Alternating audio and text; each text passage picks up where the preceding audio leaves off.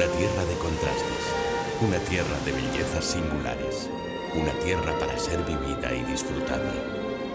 Una tierra de contrastes, sí, en lo que al paisaje se refiere, pues lo componen 3 territorios históricos con distintas orografías. 3 territorios históricos similares, pero a la vez tan distintos que tienen sus propias características y realidades. Guipúzcoa, el territorio del alma errante, como el de tantos y tantos hombres que, salidos de sus entrañas, se hicieron a la mar en busca de prosperidad, fama y gloria. Porque en el fondo, el mar ha sido desde siempre el referente de estas gentes guipuzcoanas.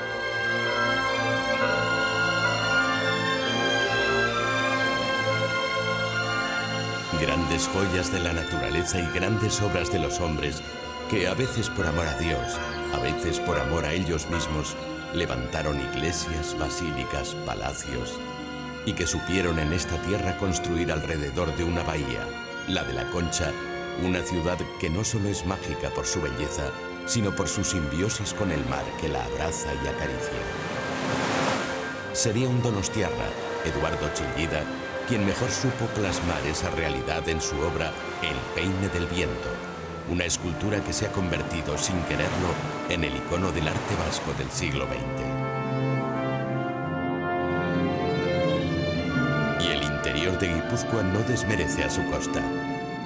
La orografía agreste y compleja, la quietud de su tiempo y la belleza de su paisaje encandilan a quien por aquí mora o transita.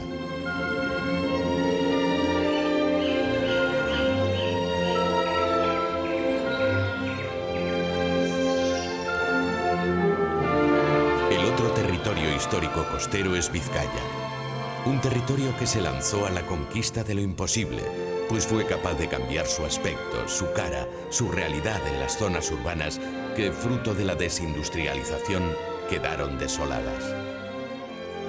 Vizcaya y su capital, Bilbao, se lanzaron a la conquista de lo imposible cuando sus gentes creyeron que todo era posible, y en ese afán aventurero y emprendedor de su carácter, levantaron un nuevo templo, esta vez para el arte, que se ha convertido en el edificio más importante del siglo XX. Es el Museo Guggenheim de Bilbao.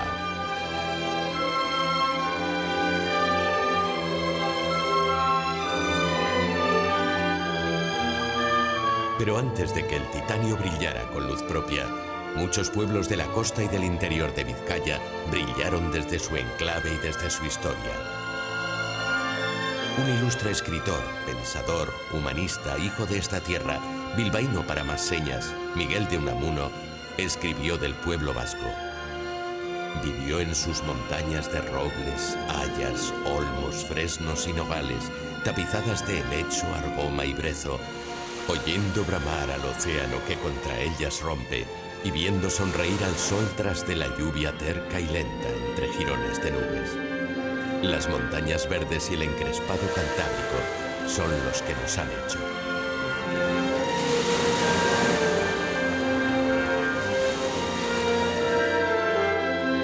Pero hay un territorio histórico más, Araba, Álava, la luz que emana desde el interior. Desde aquí y en adelante vamos a descubrir esa luz que tiene el interior de Euskadi, la luz que desde Álava emana para iluminar una tierra en la que los humanos dejaron sus huellas desde que el mundo conocido empezó a serlo.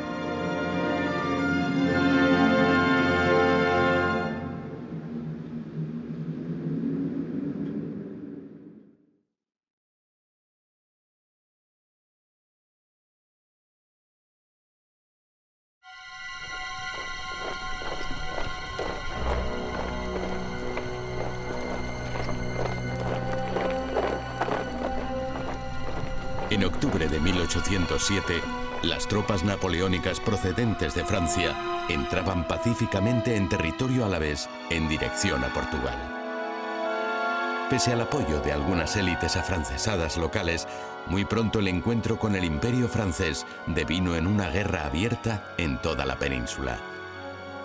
Álava entraba así de lleno en la Edad Contemporánea, un periodo de algo más de 2 siglos que, como en España y en toda Europa, Ha contemplado luces y sombras, avances y retrocesos, guerra y libertad.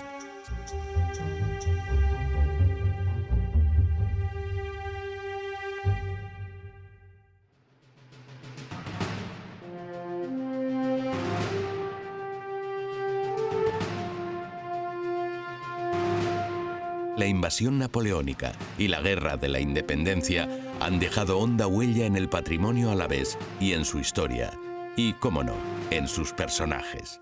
Buena prueba de ello es la denominada Echezarra, o Casa de Napoleón, en la que se hospedó el emperador francés entre el 5 y el 9 de noviembre de 1808.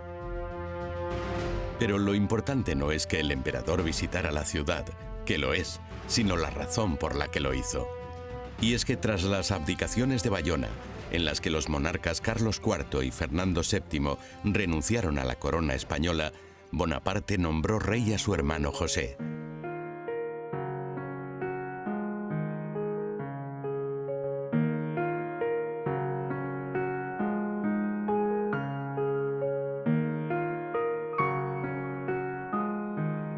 Este se alojó en Vitoria en sucesivas ocasiones y para ello adquirió el Palacio de Montehermoso. Allí, descuidando a veces sus deberes públicos, José Bonaparte mantuvo un romance con María del Pilar Acedo y Sarriá, marquesa de Montehermoso. Así, el escribano de José Bonaparte, al documentar el elevado precio que pagaba por el palacio en ciernes, llegó a decir eso de que el palacio no vale tanto ni siquiera con la marquesa dentro.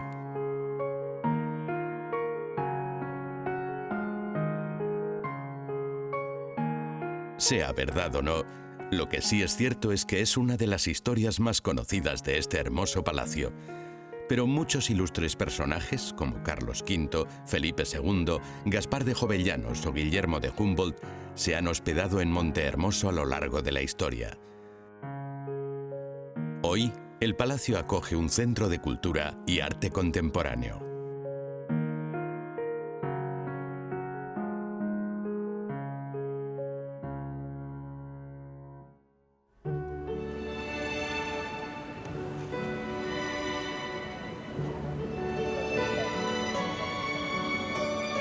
Las personas que, con interés, visitan nuestro territorio han de saber que el acontecimiento clave de la Guerra de la Independencia en Álava fue sin duda la Batalla de Vitoria. Tuvo lugar el 21 de junio de 1813 y en ella las tropas aliadas de Portugal, Inglaterra y España derrotaron al ejército napoleónico en retirada hacia Francia. Desde 1917, un monumento erigido en el centro de la Plaza de la Virgen Blanca recuerda este acontecimiento histórico que puso a Vitoria en el mapa de Europa hasta el punto de que el renombrado compositor alemán Ludwig van Beethoven realizó una composición musical titulada La Batalla de Vitoria o La Victoria de Wellington, el militar que mandaba las tropas aliadas. Y es que Vitoria es para quien la visita un arcón lleno de sorpresas. Cada edificio oculta en su interior sutilezas de la historia y del saber de generaciones. Por ejemplo, en el Paseo de la Senda, junto al Palacio de Ajuria Enea, el Museo de Armería custodia una importante colección de armas, uniformes y otros objetos relacionados con la batalla que hacen las delicias de los aficionados a la historia.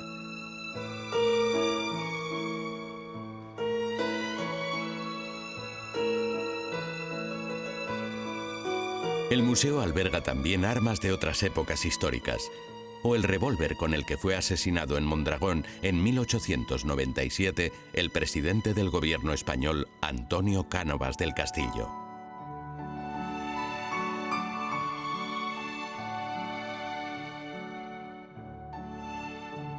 Algunas de estas armas proceden del siglo XVI, época en la que, estando Adriano de Utrecht residiendo en la Casa del Cordón del casco medieval, recibió la noticia de su elección como Papa de la Cristiandad, solio al que accedió bajo el nombre de Adriano VI el 9 de enero de 1522.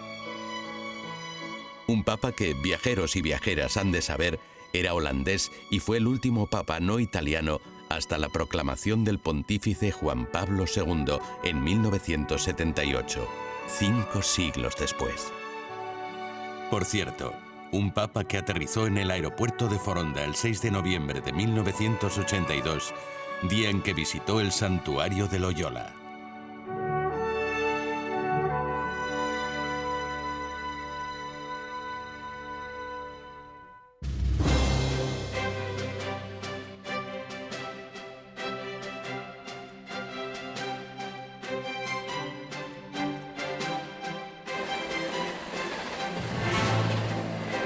El siglo XIX había comenzado en Álava con una guerra y siguió siendo escenario de enfrentamientos bélicos a lo largo de muchas décadas. Entre 1833 y 1875, las dos guerras carlistas se enfrentaron en España a liberales y tradicionalistas. Los alaveses se dividieron entre ambas facciones y las guerras afectaron al territorio de la provincia con enfrentamientos en torno a Vitoria y a plazas fortificadas de las que en algunos casos hoy se conservan solo las ruinas, como el castillo de Guevara, en la Llanada.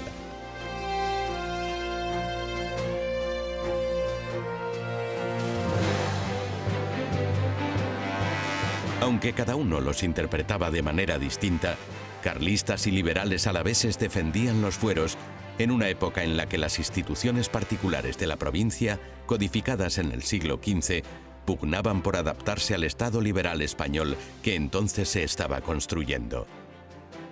No es casualidad que en la fachada del Palacio de la Diputación Foral de Álava se erijan las estatuas de dos conspicuos alaveses, uno liberal, el general Miguel Ricardo de Álava, y otro absolutista, Prudencio María Verástegui. El Palacio de la Diputación es un símbolo del autogobierno alavés que enlaza las actuales instituciones del territorio histórico con su pasado foral.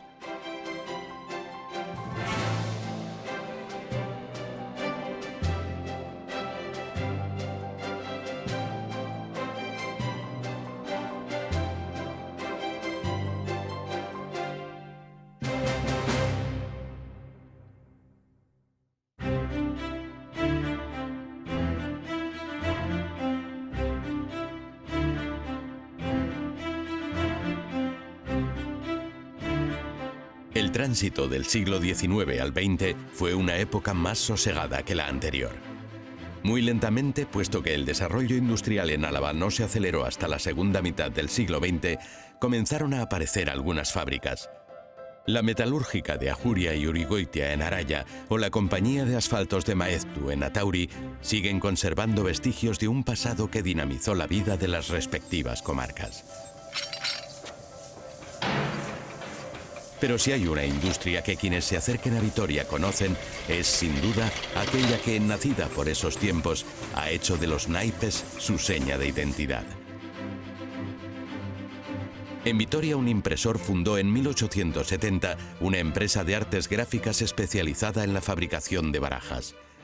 Su nombre, como habrán intuido ya, era Heraclio Fournier.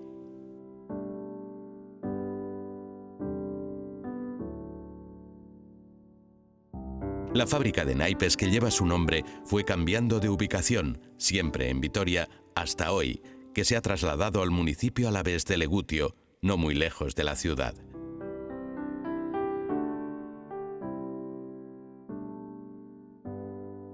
Su legado se conserva en el Museo de Naipes de la capital, hoy integrado con el de Arqueología en el complejo museístico Vivat. Su sede es el antiguo Palacio de Bendaña, un edificio renacentista del siglo XVI en pleno casco medieval de la ciudad. El museo contiene una impresionante colección de naipes única en el mundo, desde el siglo XV hasta nuestros días, de origen, tema y técnica de impresión muy variadas. Y es que la vida de Heraclio Fournier está íntimamente ligada a la de la ciudad.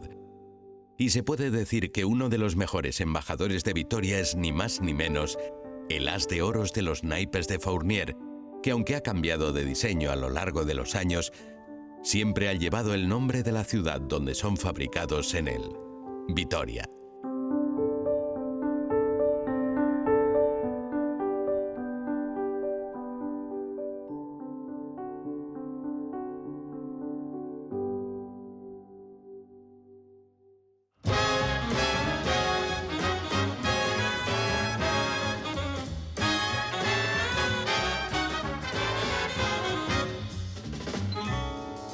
La etapa final del siglo XIX y comienzos del XX fue también una época de renacimiento cultural y de una nueva sociabilidad. Nacieron periódicos, se crearon ateneos, casinos y centros educativos y culturales. Para el Instituto de Segunda Enseñanza, inaugurado en 1841, es una época de mejora y desarrollo.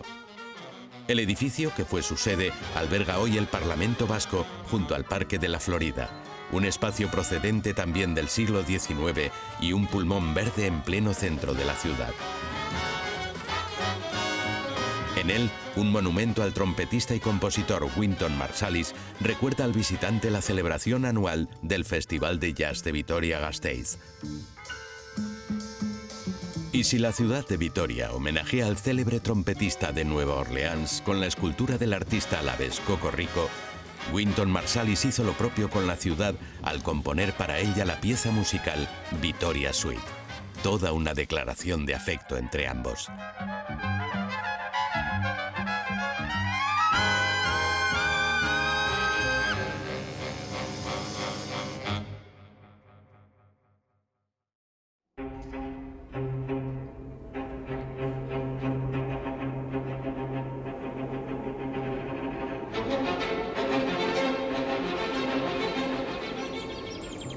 También en Llodio, el antiguo casino recuerda la época en la que los marqueses de Urquijo ejercían su patronazgo sobre esta localidad, Amurrio y todo el valle de Ayala.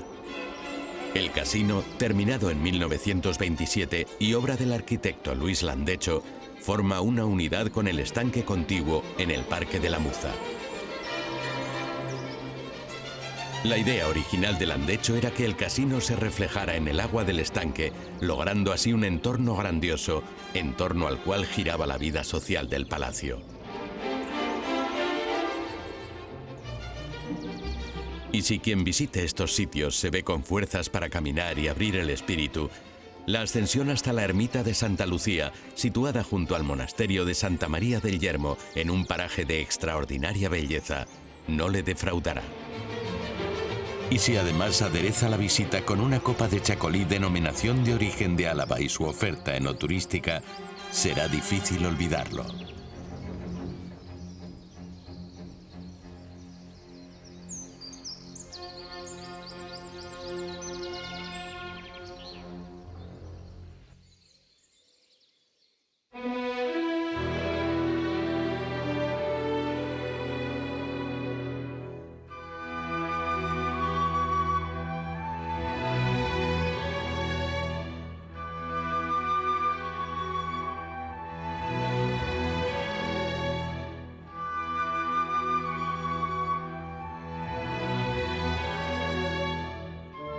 Y tenemos que descubrir a quien visite nuestra ciudad que Vitoria no tiene una, sino dos catedrales. La vieja, la de Santa María en el casco medieval, y la nueva.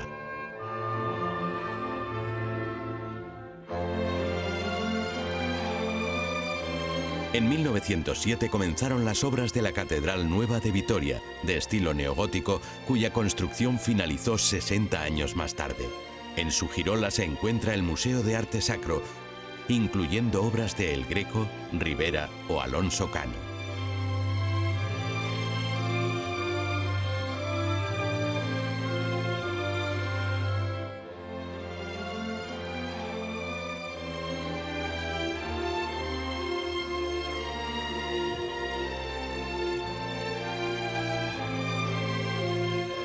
Muy cerca, en el Museo de Bellas Artes de Álava, obras de pintores alaveses como Fernando de Amarica, Ignacio Díaz de Olano o Pablo Uranga comparten espacio con autores vascos como Ignacio Zuloaga o Aurelio Arteta.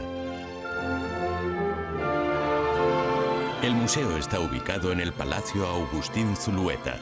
Fue desde 1916 residencia de Ricardo Augustín y de su esposa Elvira Zulueta.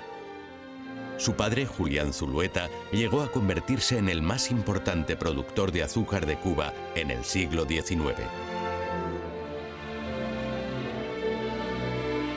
Su casa, el Palacio Zulueta, se encuentra en La Senda, dentro de un recorrido ideal para quien guste de un paseo tranquilo. El itinerario lleva al caminante desde el Parque de la Florida hasta la Basílica Románica de San Prudencio y el Bosque de Armentia, con posibles paradas en el Museo de Bellas Artes, el de Armería, en el exterior del Palacio de Ajuria Enea, en el Parque del Prado o en el Estadio de Fútbol de Mendizorroza, donde disputa sus encuentros el Deportivo Alavés, fundado en 1921.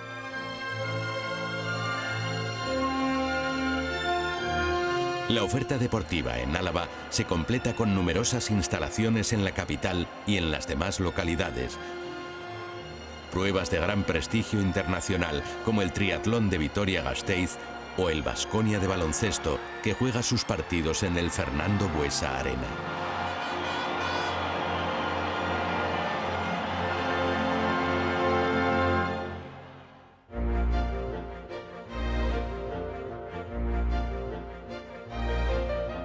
Y claro, aquellos años de tránsito entre siglos fueron también años de mejora de los transportes.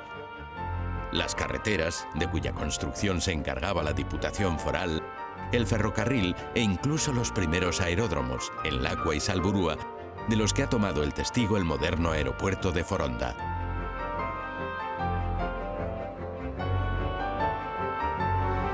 Entre las vías férreas destacaba el ferrocarril vasco-navarro, de vía estrecha, que unía Vergara en Guipúzcoa con la localidad navarra de Estella a través de Vitoria-Gasteiz. La línea se abandonó a finales de los años 60 y ha sido recuperada para crear una vía verde que hace las delicias de ciclistas y caminantes.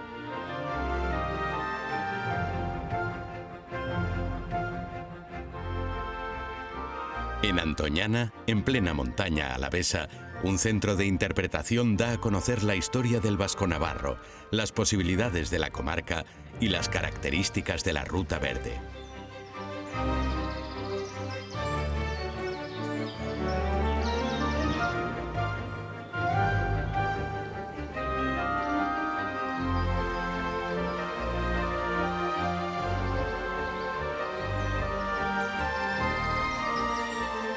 Y esta ruta es solo una parte de los casi 1000 kilómetros de caminos equipados para el senderismo y la bicicleta de montaña que recorren todo el territorio histórico de Álava.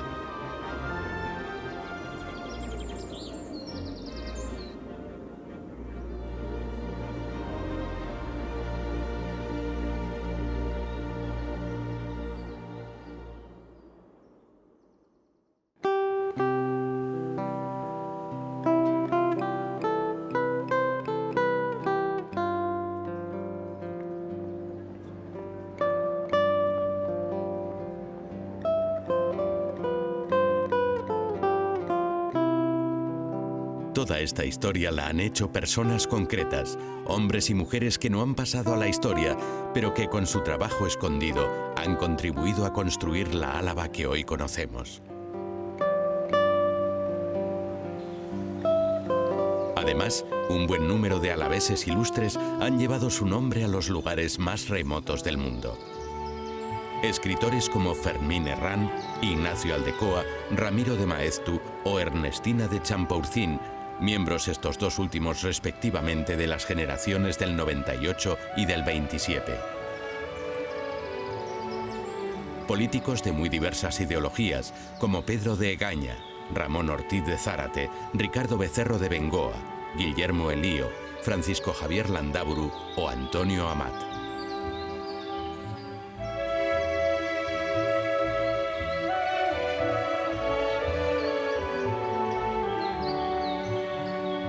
Exploradores como Manuel Iradier o músicos como Jesús Guridi o Sebastián Iradier. Tratamiento aparte hay que dar a este último para que quien visite esta ciudad sepa, descubra y se asombre con la historia de su más célebre composición musical. Si estando de visita en la ciudad, viajeros y viajeras coinciden a las 12 del mediodía en la plaza frente al ayuntamiento, podrán descubrir que la hora viene marcada por esta célebre melodía de Iradier. No es otra que La Paloma, considerada la canción más grabada e interpretada en la historia, por delante incluso del Yesterday de los Beatles. Ay, chinita.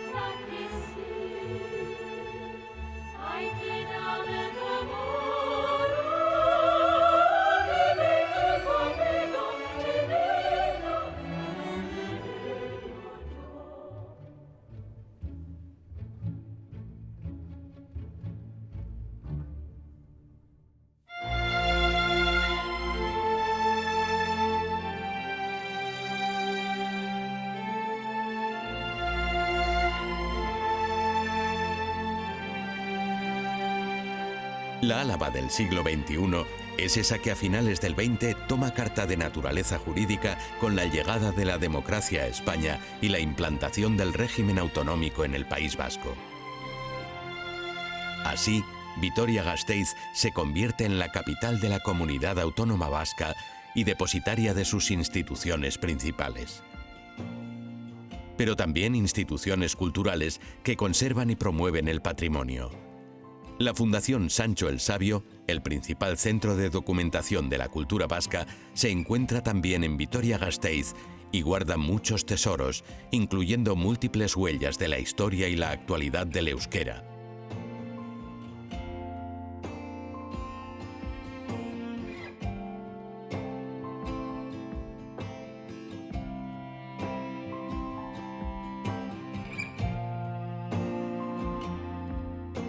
El Artium, el Centro Museo Vasco de Arte Contemporáneo, fue inaugurado en 2002. Su origen se remonta a los años 70 del siglo XX, cuando la Diputación Foral de Álava comenzó una política de adquisiciones de destacados artistas como Miró, Picasso, Tapies o Chillida. Hoy, Artium cuenta con la más completa colección de arte vasco contemporáneo y una de las más relevantes del arte español actual.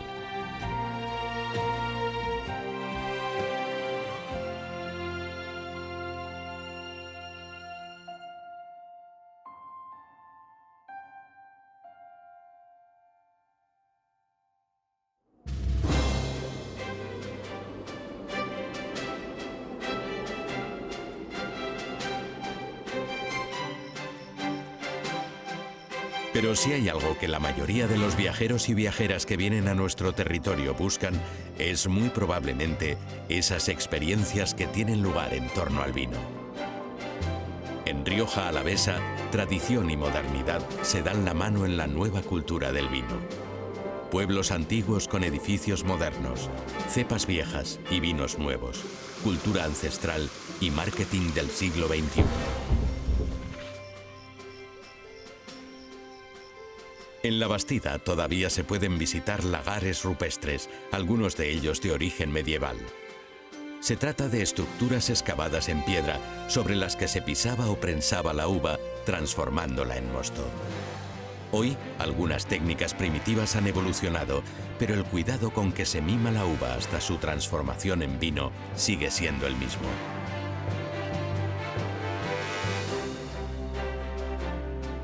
Una visita a esta y otras localidades de la zona cautivará a los amantes de los buenos vinos. Y es que hoy, Rioja Alavesa presume, y no sin razón, de tener algunos de los mejores vinos de toda la denominación de origen calificada.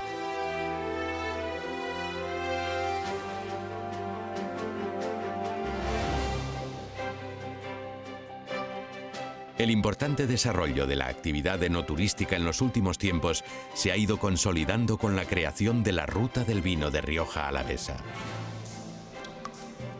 Una ruta en la que se puede disfrutar tanto de las bodegas de los siglos XVII y XVIII, ubicadas en cuevas, como de las de más reciente construcción, diseñadas por los arquitectos más punteros.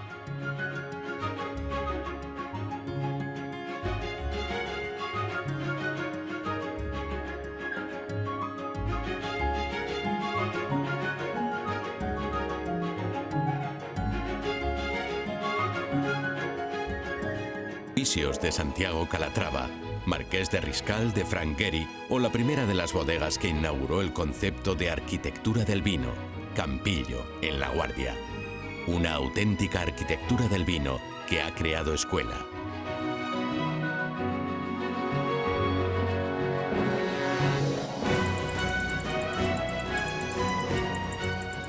El mundo del vino es para ver, sentir, oler y probar, catar y disfrutar. Pero para evitar la incompatibilidad que el vino tiene con el conducir, el Enobús ofrece a los viajeros y viajeras excursiones de día completo y no se preocupen por la vuelta, solo de disfrutar.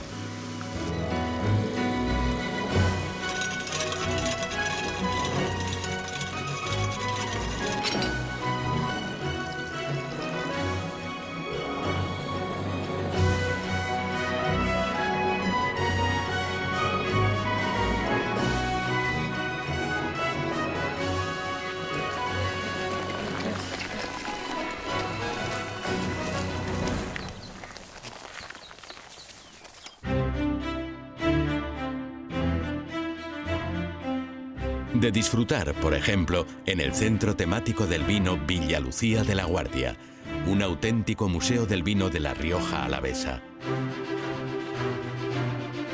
Incluye recuerdos históricos relacionados con la cultura vitivinícola.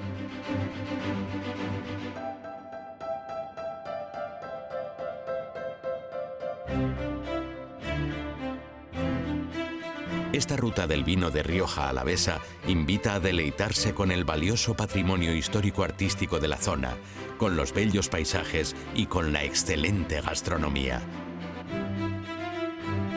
La ruta del vino, las bodegas y, lo que es más importante, el vino de Rioja Alavesa aportan lo necesario para que la visita a estos lugares, como ya lo escribió Gonzalo de Berceo, bien valga un vaso de buen vino.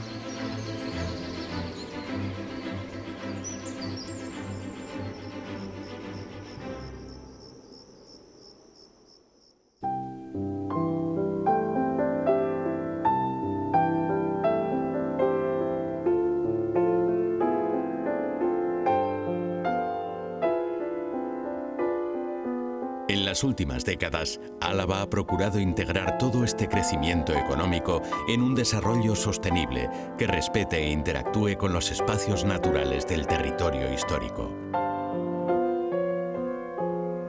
Un paseo por la zona oriental del territorio, la llamada Cuadrilla de la Montaña Alavesa, es en sí mismo un viaje al origen de las cosas. Viajeros y viajeras, caminantes en general, el recorrer estos espacios llena el espíritu y anima el alma. Desde el alto en el que la ermita de Santa Teodosia domina el valle, el camino se torna mágico.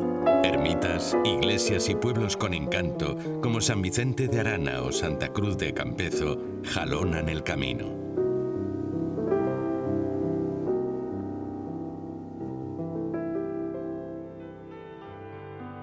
No muy alejado de estas localidades, un parque de bosques y rocas con una variada flora y fauna y una gran riqueza cultural, el de Izqui, nos anuncia la presencia del campo de golf que lleva su nombre.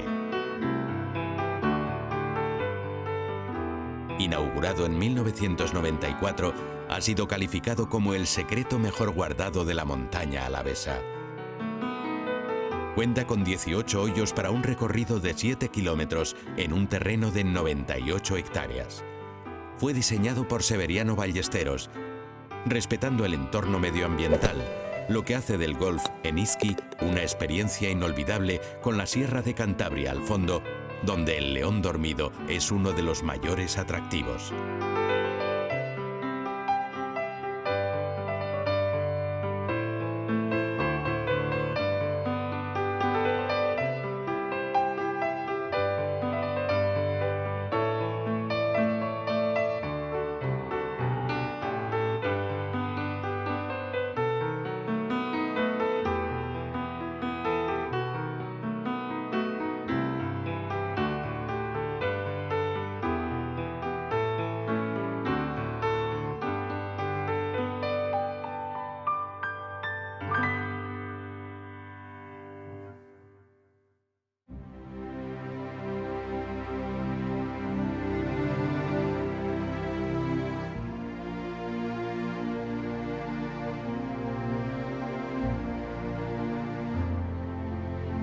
Porque si hay algo que revelar a quien nos visite, es que en todo el territorio la protección del medio ambiente y la sostenibilidad son nuestras señas de identidad. En Vitoria-Gasteiz, Green Capital de Europa en 2012, el Anillo Verde forma un recorrido integrado a través de los parques que rodean la ciudad. Este anillo periférico forma una órbita casi completa que puede ser recorrida a pie o en bicicleta. Los parques de Armentia, Olarizu, Salburua, Zabalgana, Zadorra y Errekaleor se enlazan por medio de corredores recreativos que recorren bosques, prados, campos de cultivo, ríos, pequeños pueblos y unos sorprendentes humedales. A Mataria, el centro de interpretación de los humedales de Salburua, incluye un original observatorio de aves suspendido sobre la laguna.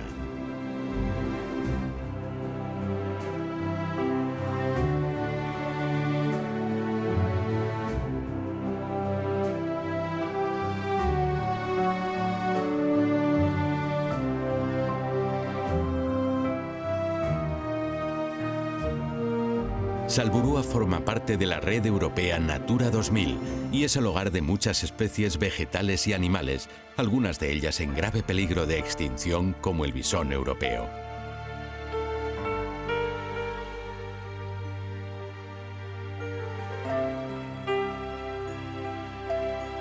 Y a tan solo 15 kilómetros de la capital, el pantano de Ullíbarri-Gamboa cuenta con varias playas interiores que han logrado la bandera azul europea, un distintivo internacional que certifica la calidad del baño y del ocio en esa zona, incluyendo parámetros medioambientales y de servicios.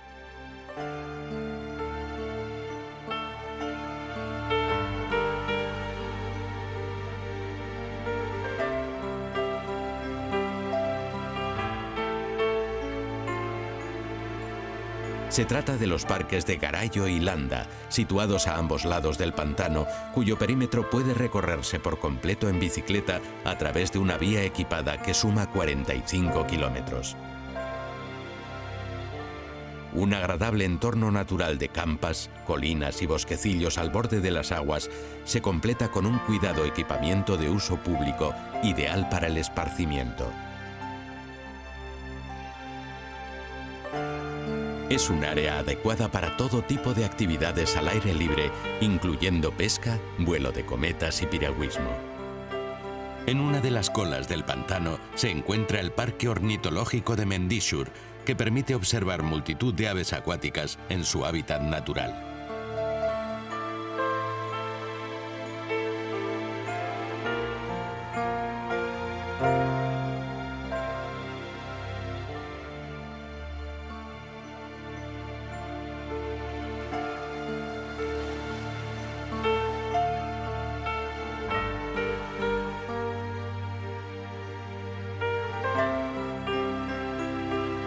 En los últimos siglos, Vitoria-Gasteiz y el conjunto de Álava han cambiado quizás más que en los 2 milenios anteriores. Un territorio que ha entrado en el siglo XXI con paso firme, mirando hacia el futuro. Pero Álava vive también sin olvidar sus raíces, su naturaleza y su historia. Sigue siendo tan acogedora como lo era al principio de esta historia. Una tierra que merece la pena recorrer despacio, con otros ojos, para ver, sentir y vivir la emoción que respira por todos sus poros.